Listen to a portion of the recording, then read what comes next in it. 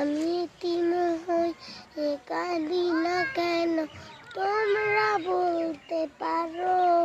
আমি এতিম হই কাঁদি না কেন, তোমরা বলতে পারো। এতিম ছিলেন আমার নবী, এতিম আমিও। এতিম ছিলেন আমার নবী, এতিম আমিও। নি বাবা মাই আমার, আর নেই যে পারে ঘর।